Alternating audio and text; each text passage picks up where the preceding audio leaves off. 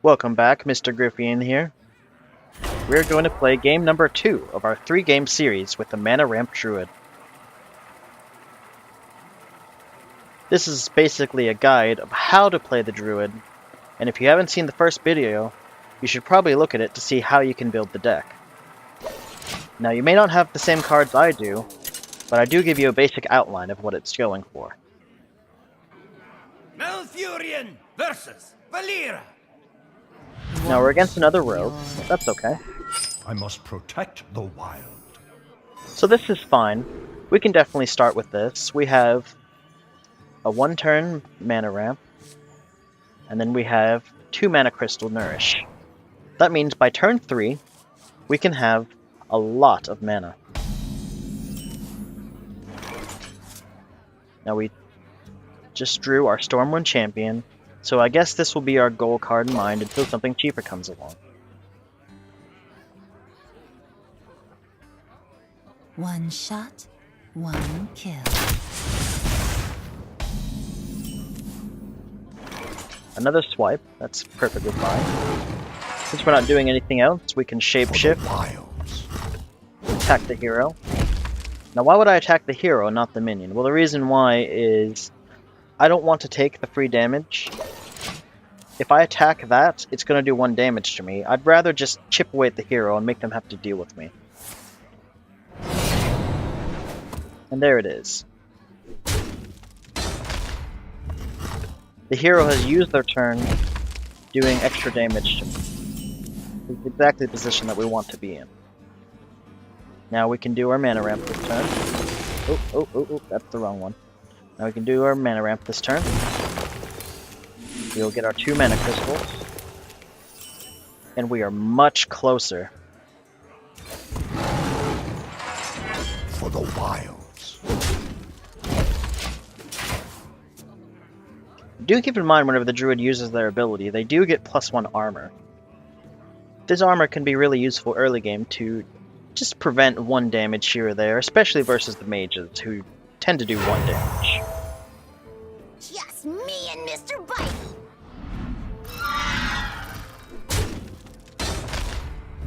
Alright. Now there's no problem here because we've been saving our swipe this whole time. So we can take out all of these in 1 single swipe. Again, shapeshift. For the wilds. And attack once again. Next turn, we can play our Stormwind champion. After that, we can give it taunt. It'll be very ferocious. Now this is perfect. This is perfect. We can play Stormwind champion. We can innervate. We can mark the wild. Job done. Now we've just locked down the board. There's nothing they can do until they deal with me. I'm at 27 life. They're not going to do enough damage to kill me. Now they've dealt with it, and that's perfectly fine. As I've said before, we're absolutely expecting removal. This is why we run with such a large creature deck. But we ourselves have lots of removal.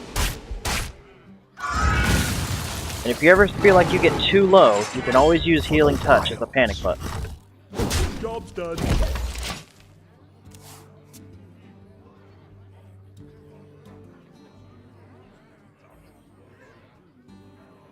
I've got a huge gun.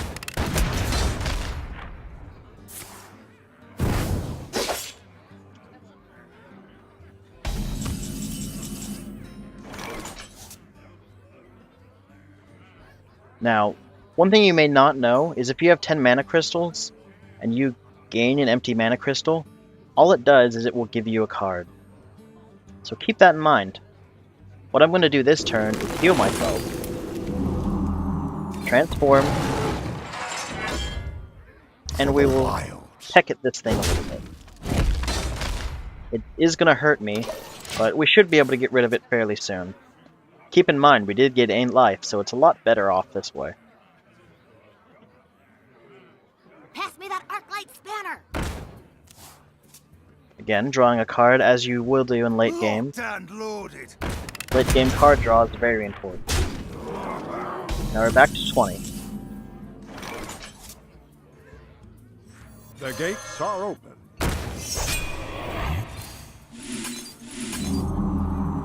Job's done. Now again, we're in the same position that we want to be. The board is locked down until they deal with me. Let's see how they do.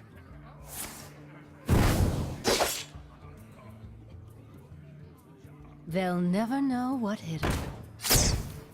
Not a bad choice.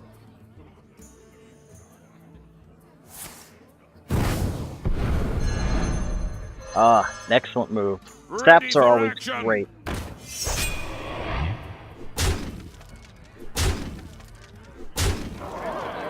Now we may lose this. I will be honest. Let's go ahead and get our card draw.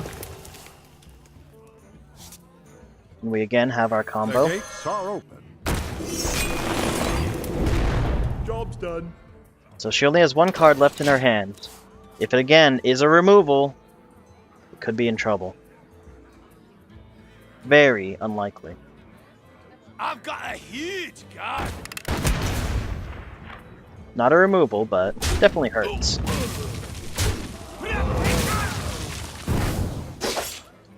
Oh, this could be game win.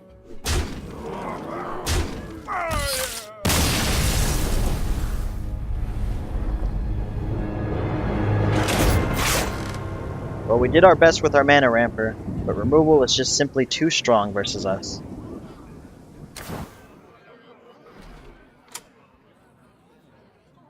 Join us next time for Game 3.